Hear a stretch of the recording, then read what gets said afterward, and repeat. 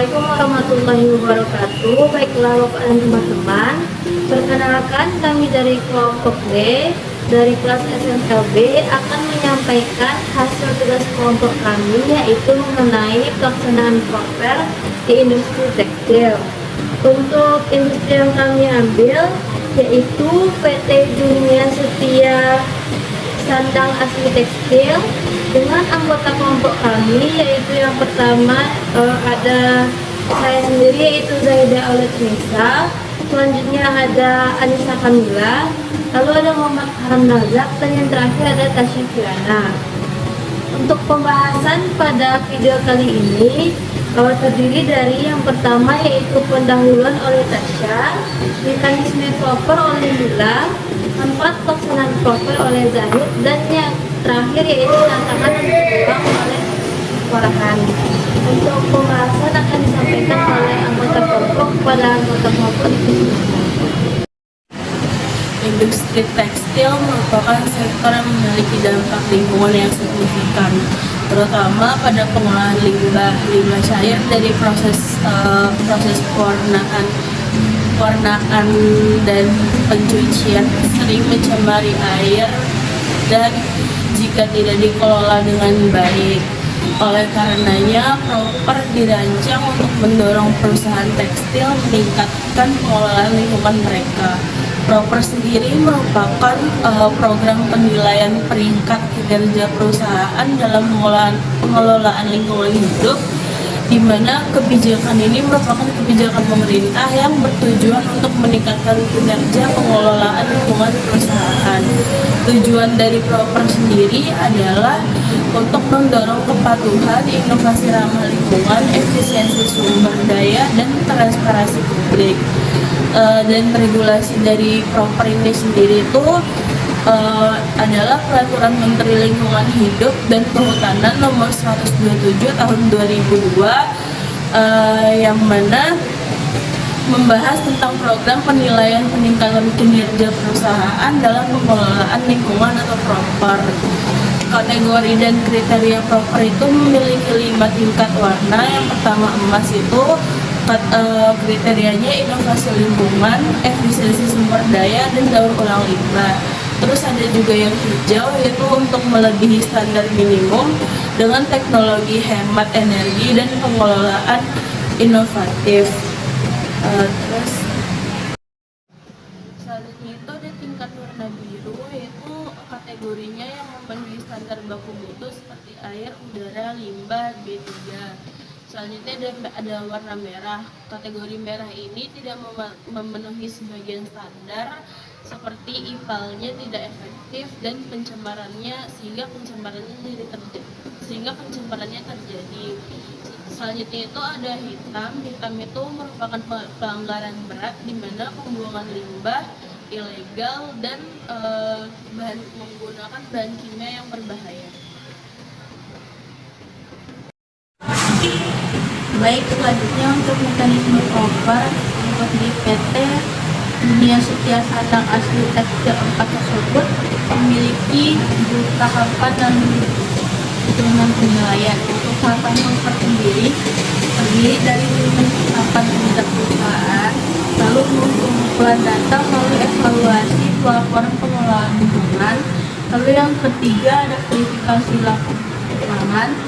Jadi di verifikasi lapangan itu sendiri ada penilaian dari KLHK yang melakukan kunjungan lapangan untuk verifikasi kebenaran tentang laporan perusahaan tersebut. Lalu yang keempat adanya penilaian terkait penentuan tingkat, dan untuk kelima penentuan tingkat sendiri terdiri dari 5 tingkat, yaitu ada tingkat emas atau sangat baik, tingkat hijau memiliki kepatuhan, lalu adanya biru memiliki kepatuhan, lalu peringkat merah itu tidak patuh, dan peringkat hitam itu sendiri adalah tidak patuh dan menyebabkan kerusakan lingkungan. Selanjutnya untuk instrumen proper itu sendiri terdiri dari 3, yaitu kepatuhan terhadap regulasi atau peraturan lingkungan, Lalu yang kedua adanya pengelolaan sumber daya, bagaimana perusahaan tersebut mengelola sumber daya air, tanah, dan energi. Selanjutnya adanya pelibatan masyarakat terkait pengembangan penilaian terhadap upaya penilaian di perusahaan tersebut. Terima kasih. Baiklah, di sini saya akan menjelaskan terkait tantangan dan peluang dari PT Dunia Setia Sandang Asli Tekstil dalam perkembangan PT-nya pada masa sekarang. Karena tantangan itu ada 6, yaitu ada persaingan global, di mana industri tekstil Indonesia ini harus bersaing dengan negara lain seperti Tiongkok, Bangladesh, dan Vietnam yang memiliki biaya produksi lebih rendah dan efisiensinya lebih tinggi. Kemudian ada fluktuasi harga bahan baku utama seperti kapas, polyester, dan bahan kimia tekstil rentan terhadap fluktuasi harga global yang memengaruhi biaya produksi dari tekstil di PT Dunia Setia Sandang Asli Tekstil ini. Ketiga, ada krisis energi dan infrastruktur, di mana biaya energi yang tinggi dan infrastruktur yang belum memadai di beberapa daerah dapat menurunkan daya saing. Dan ada keempat, itu tekanan dari kebijakan impor, di mana kebijakan impor yang kurang ketat dapat menyebabkan lebih majunya produk tekstil murah dari luar negeri sehingga menekan industri lokal. Yang kelima ada perubahan preferensi konsumen, di mana konsumen mencari produk yang lebih ramah lingkungan dan berkualitas tinggi yang memerlukan inovasi dalam proses produksinya. Yang keenam ada ketergantungan pada teknologi lama. Masih banyak perusahaan tekstil ini yang menggunakan teknologi lama sehingga kurang efisien dibandingkan pesaing yang lebih modern.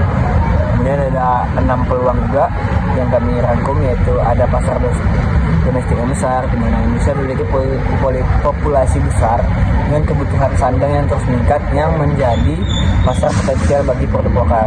Yang kedua ada dukungan pemerintah, di mana pemerintah Indonesia memberikan berbagai insentif seperti tax holiday, fasilitas pembiayaan, dan program peningkatan daya saing melalui kebijakan industri 4.0, di mana dukungan pemerintah khususnya tax holiday itu sangat menguntungkan industri karena dapat membuat pajak dari perusahaan ini lebih hemat karena ada holiday ya, jadi holiday itu maksudnya tidak dibayar. Ketiga ada tren produk ramah lingkungan, di mana meningkatkan kesadaran terhadap keberlanjutan produk tekstil dengan alat atau hasil yang ramah lingkungan. Kemudian ada ekspor ke pasar baru, di mana dengan perjanjian perdagangan bebas seperti RCEP dan kemitraan dengan negara-negara lain, perusahaan dapat memperluas ekspor ke pasar internasional. Ini ada transformasi digital, di mana penerapan teknologi digital seperti otomatisasi, Internet of Things atau IoT, dan Big Data dalam proses produksi dapat meningkatkan efisiensi dan daya saing.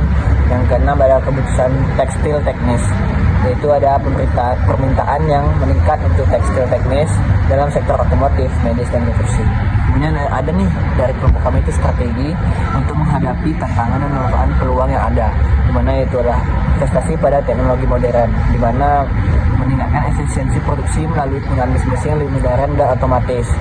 Nah, kedua itu ada diversifikasi produk, di mana ini mengembangkan produk dengan nilai tambah seperti tekstil ramah lingkungan dan teknologi tekstil, di mana ada yang ketiga ada meningkatkan kapasitas SDM, di mana untuk karyawan-karyawan itu diberi pelatihan agar lebih kompeten dan menggunakan teknologi baru agar pandai dan lihai, agar lebih bagus kinerja dan mengecilkan risiko terjadinya kecelakaan kerja. Kemudian ada kemitraan berstrategis, di mana bekerja sama dengan mitra lokal dan internasional untuk memperluas jaringan pasar. Itulah gunanya branding biar dapat kemitraan. Yang terakhir adalah penguatan merek lokal, di mana meningkatkan branding produk lokal agar lebih kompetitif di pasar domestik dan global. Nah, jadi 5 strategi untuk melalui tantangan dan peluang inilah saran dari kami untuk kemajuan dari PT Dunia Setia Sandang Asli Tekstil ke depannya. Mungkin itu saja, sekian dari terkait pembahasan tantangan dan peluang serta strategi memanfaatkan kedua hal tersebut. Selanjutnya saya kembalikan ke moderator. Baiklah, terima kasih. Untuk selanjutnya yaitu materi tentang manfaat penerapan proper bagi perusahaan, lingkungan maupun masyarakat. Untuk yang pertama yaitu manfaat penerapan proper bagi perusahaan, diantaranya yaitu yang pertama, perusahaan akan memperoleh pembinaan dari pemerintah. Pembinaan ini berupa pembinaan dari tim teknis KLHK, terutama pada aspek-aspek yang menjadi kriteria penilaian. Untuk pembinaan dapat dilakukan berupa sosialisasi dan bimbingan teknis, konsultasi, ataupun fasilitas kolaborasi antara pelaksana proper. Manfaat lainnya yaitu untuk meningkatkan citra perusahaan yang ramah lingkungan, meningkatkan kepercayaan investor dan pemegang saham terhadap perusahaan, kemudian meningkatkan rating ESG dan indikator keberlanjutan perusahaan. Lalu selanjutnya menampilkan peran aktif perusahaan dalam penerapan tujuan pembangunan berkelanjutan atau SDGs, serta mengurangi biaya dan produksi dari perusahaan. Selanjutnya, poin berikutnya yaitu manfaat penerapan proper bagi lingkungan. Di antaranya yaitu yang pertama ada mencegah pencemaran dan kerusakan lingkungan. Lalu ada meningkatkan kesadaran dan pelaksanaan dalam menaati peraturan lingkungan. Lalu menetapkan iklim yang ramah lingkungan, serta meminimalisir potensi konflik terkait kebijakan dan terkait kerusakan dan pencemaran lingkungan. Dan yang terakhir yaitu manfaat penerapan proper bagi masyarakat, diantaranya yaitu mendorong masyarakat untuk berperan aktif dalam pengendalian dampak lingkungan, meningkatkan kesadaran pelaku usaha untuk menaati peraturan lingkungan hidup, meminimalisir potensi konflik terkait kerusakan lingkungan hidup, serta menimbulkan komitmen para stakeholder untuk melestarikan lingkungan. Mungkin sekian dari saya. Terima kasih. Baiklah, mungkin sekian yang dapat kelompok kami sampaikan. Apabila ada salah dan kekurangan kami mohon maaf. Terima kasih atas perhatian Bapak dan teman-teman. Saya tutup dengan Assalamualaikum warahmatullahi wabarakatuh.